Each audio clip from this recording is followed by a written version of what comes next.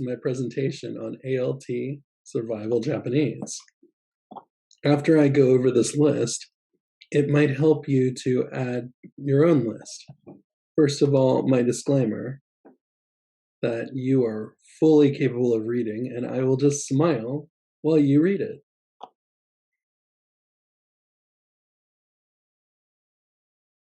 Okay, let's move on. The first Japanese word that I would like to go over is Daijubo. It's probably one of the easiest words you'll come across in Japanese. It's so easy to remember, and you can use it for almost any situation. This means okay, and can work for millions of possible situations, as I said. For example, a teacher asks you a question, and you're not entirely sure what they said, but you have the gist and you want them to leave you alone. You could say "Daijubo desu." And as your Japanese improves, you might notice that people tell hundreds of examples to make sure you understand what was said. They keep telling you the same thing over and over again. So people in Japanese are going to say the same thing in different ways.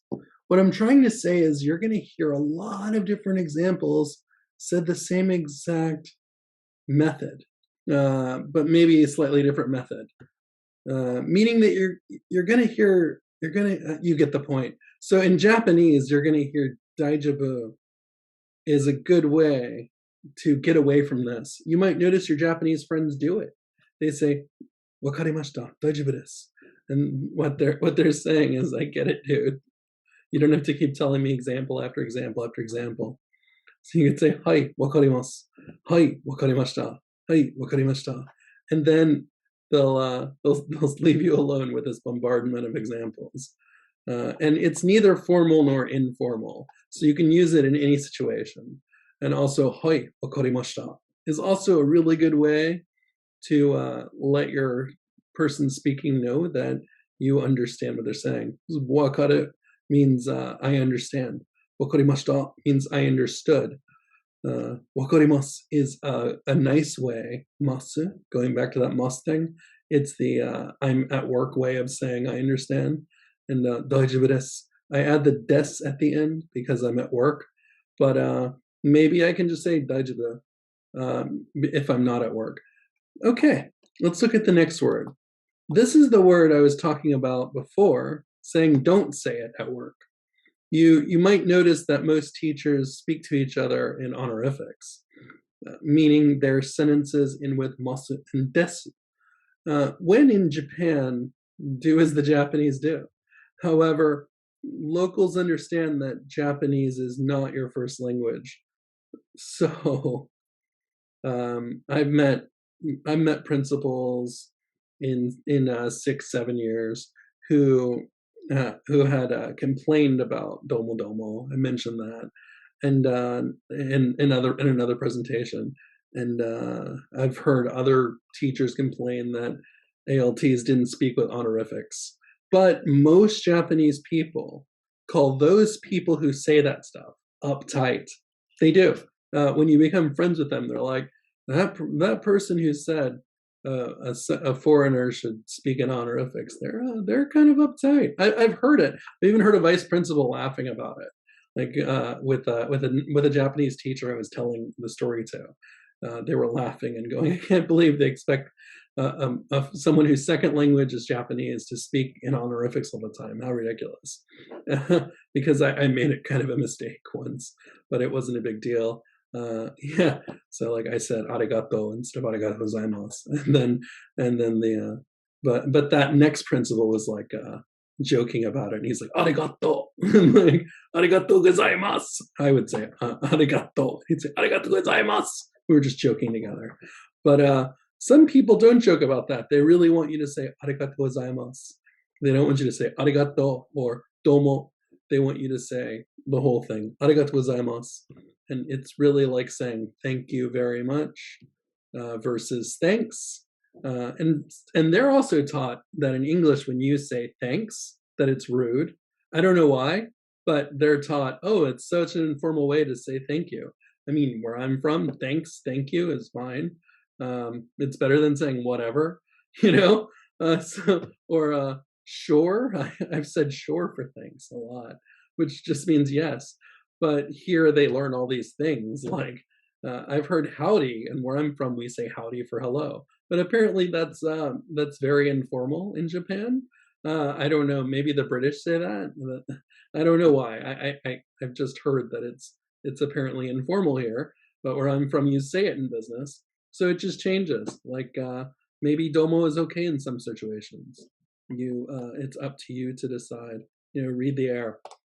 Let's look at the next one. Shitsureshimasu. Shitsureshimasu. Shitsureshimasu. I should probably say these others slowly too, huh? Let's go ahead. Daijubo desu. Daijubo desu. Daijubo. Domo. Domo. Okay? Now this next one. Shitsureshimasu. Shitsureshimasu. Well, this means pardon my intrusion or pardon my disturbance when leaving an office. Really, you'll hear students say it, and it's a great way to practice in your mind. You'll hear a student go into a room and they say shitsureshimasu. Then they leave a room and they say shitsureshimashita. And it's another way to also catch their names, because whenever a student comes in, they're going to say where they're from, what their name is, and then they'll say shitsureshimasu.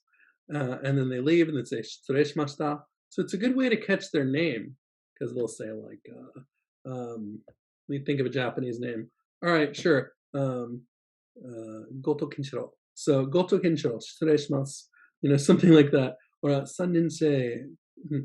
All right, Sanninsei Goto Kenshiro, shitsureshimasu. Like that, kinda. I don't know if I got that order right. It might actually be name and then where they're from, or club activity and then name. I forget.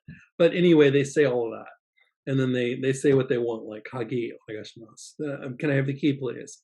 But it's a good way to catch their name and what club they're in, so that you can interact with them later. But shitsureshimasu is also something you can use when you're leaving a principal's office. You want to say shitsureshimashita. When you go into the principal's office, you can say shitsureshimasu, because this is a hierarchy thing. The student is saying it because it's a hierarchy thing. These teachers are above them. When you go into a principal's office, they're above you. So you say shitsureshimasu, and it's polite. When you leave an office, well, I say to everyone, osaki ni shitsureshimasu, and osaki ni shitsureshimasu. Osaki. It's like sake, sake, but so osaki. Osaki ni shitsureshimasu. So you just add that osaki ni, and it's a little more polite. You're saying, pardon me for leaving before you. And it's just a nice way to say goodbye when you leave work. And you can also say, "Otsukare-sama desu. Otsukare-sama desu. Otsukare-sama desu. Otsukare-sama desu." Yeah, something I didn't write up here, but it is the less really formal way to say goodbye when you leave a coworker's office. You can also just say sayonara, but what you probably shouldn't say is jane. Now, you might hear a coworker say it. I've heard a lot of teachers say jane, but it kind of goes to that domo thing. They might look at you like, oh, they only speak informally. They're not sophisticated foreigners. So to keep that level of sophistication going, you can drop like domo and domo arigato dake, meaning only thanks, and jane. You could drop them and just replace them with the more formal ones, like arigato gozaimasu, osaki ni shitsureshimasu, and what's that other one I said? Oh, otsukare-sama desu. Otsukare-sama desu is cheers for good work. And it's like saying you did a good job today, and I'm leaving at the same time. So you don't have to follow it up with sayonara, because you say it in there, it's implied. And so you might say to a principal, osaki ni shitsureshimasu, and then you turn to the office and you say, otsukare-sama desu.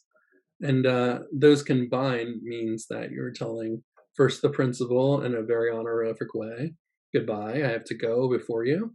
And then you're saying to everyone, cheers for good work. And then you bow and leave the office. And it's very polite.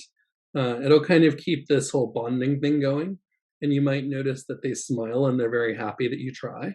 Also, don't worry about disturbing anyone because they'll like it. But if you notice kind of an empty office, it's okay to just kind of go silently, but still kind of say, that's probably the most important one. You'll hear that one the most in an office. It's so yeah, remember that one too, along with tsureshimasu is otsukare-sama desu. So use it the most. Yeah. Okay, let's look at the next one. Uchiwase. I've talked about this in another presentation, and if you want to know more about the word behind meeting and the read between the lines part of this and its importance on why you should remember it, I think you could go back to those videos. So let's go over these three real quick. Shogunai, muzukashi, and mindoksai. What do they all have in common? Japanese people say them a lot when they're complaining. This is a read between the lines kind of thing too. So shogunai, I went over how that means F it in another presentation. I mean, you just put it in a sentence and it totally means that. It's like, what is it? I can't drink until after work, shogunai. F it. You could say, I can't drink until after work, F it. It's the same. So muzugashi, it's a pain in the butt, really. That's what they're saying. They're like, I think that this would be great for students. Muzugashi. No, that's a pain in the butt to teach students. I don't want to waste time. And they're all going to ask questions or complain, and it just takes too long. Mindoksai. So this one, it's not really used so often because of that popular song that no one likes anymore. But it would mean like, I don't want to deal with this. Because yeah, it goes with muzukashi. So that you might even hear it together, muzukashi mindoksai. Like, I don't want to do any of this. Yeah, at all. They can totally go together. And some people might actually argue with the meaning that I'm saying muzukashi and mindoksai go with. When you explain shogunai, that one you'll find a lot of agreements with what I'm saying. But a lot of people don't realize it because the F word is like violent here for some reason and vulgar. But actually, they don't know here that you can use the F word in so many different ways in English that it can fit in almost any sentence. And they're not educated in the F word here, and that's why it's kind of important to point it out if you're talking informally and teaching English, that it's not this vulgar, horrible word all the time. I'll give you an example because they just think it's a bad word that you can't say, and so then kids think it's cool. I show kids on my super peace sign, which you might remember from Star Trek, super peace, and I was showing kids super peace to get them going, oh, something cool. It's like two peace at once, and I show them how to do it slowly. I'm like, okay, you could do peace. Now you close your fingers, and then you open the other one, and super peace, and they love it. They're like, oh, super peace. And a kid wanted to show me a symbol he knew, so he did this. He didn't know what he just did. He just knew that he saw it in a movie, and it was cool. So I had to explain to the English teacher that if you do that in the wrong place or to the wrong people, they might get really upset. And then the whole class had to hear a lecture because the whole class doesn't know. And the thing is that they don't know here that the F word can mean different things in different situations. So if I kick something and hurt my foot and I say, ah, yell the word, then that's a different meaning too. And I think that there should be more education in the F word. And I'm going to stop going on and on about it. Tatamaya, I've talked about a lot in other presentations. The meaning that someone has assumed that you want something to be done a certain way, and they just kind of agree because they think they're saying what you want to hear. So there's really no way to avoid this. You're going to get a lot of tatamaya in Japan. A good way to deal with it is to be aware that it exists and be flexible with the way things go in this culture. Really, tatamaya comes from this low context, high context culture thing. So you have ideas of different things and how different people talk. Like in the U.S., there's how different ethnicities and races and come to ideas and believe in things. So sometimes you just kind of agree to avoid conflict with different cultures, even in the U.S. So there's this low context thing in the states like that, where you agree to things so that to avoid conflict, and then so here it's like a speaker's responsibility.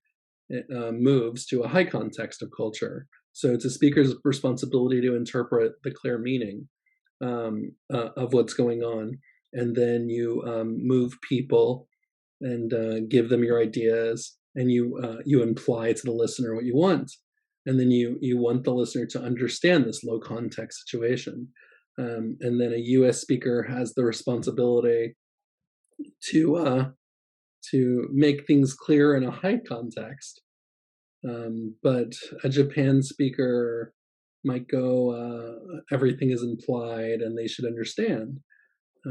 So the listener has the responsibility to understand that is. So what all that means is you have two different kinds of conversations, and there. Oh, I'm sorry. You have two identical conversations and the people saying the same thing in different ways. Here's two people in the U.S. No, I'll give you the people in Japan first. Yeah. So two people in Japan. Um, Hi. So I'm sorry. Excuse me. Um, hmm. That thing. Then the other person says, "Yeah, I know, I understand. I'm sorry. I'm sorry." And then the other person says, "No, no, I'm sorry. I'm sorry." And then they're like, "Okay, okay, fine. I'm sorry. So tomorrow? Yeah, yeah, tomorrow. I know, I understand tomorrow. Okay, then tomorrow. Okay, bye." And then they hang up, and that's the phone call. Here's the same conversation from two people in America. Hi, can you come over and fix my oven? It's broken. Yeah. How about tomorrow at 1 p.m.? 1 p.m.? Yeah, that's okay. Okay, see you tomorrow at 1 p.m. to fix your oven. Thank you. Bye. Same conversation. The only difference is in one situation it was implied at a low level, and in the U.S. situation it was explained in a high level. That's what I was talking about a minute ago. One more word I want to go over with you is shokuinshitsu. I probably say it wrong because I never actually use it really. I might say this word, shokuinshitsu, like every now and then when I need the word. And I hear it a lot, shokuinshitsu, shokuinshitsu. Yeah, there you go, shokuinshitsu. So what I'm trying to say here is teacher's office, because I go there all the time. So of course I need to know this word. But what happens when you're new to a school? You don't know where shokuin shitsu is. And then you say, "Where is the teacher's office?" to a student. "Excuse me, where is the teacher's office?" And the student says to you, "Eigo wakanai," and they walk off. And you're like, I know I was shown this school like a month ago, but I forgot where the office is, and there's like all this space. I am lost. No one around me speaks English. What do I do? Well, you remember the word shokuinshitsu, and then you'll get by. But if you want a full sentence, you could say, "Sumimasen, shokuinshitsu wa doko desu ka?" Which means, "Excuse me, where is the teacher's office?" "Sumimasen, shokuinshitsu wa doko desu ka?" Where is the teacher's office? And then you'll get a response. They might just point, and that might be enough. But that's somewhere to know where to go when it's your first day of work if you forgot where the office is. So that about wraps it up. All the words. I hope that you'll make your own list. These are just the list of survival words that I like, and I know there's a ton more that can be added to it. But yeah, hope you had a blast. Thank you to everyone, and especially ALT Agora and staff. May the words you heard be remembered and act as positive guidances for your future.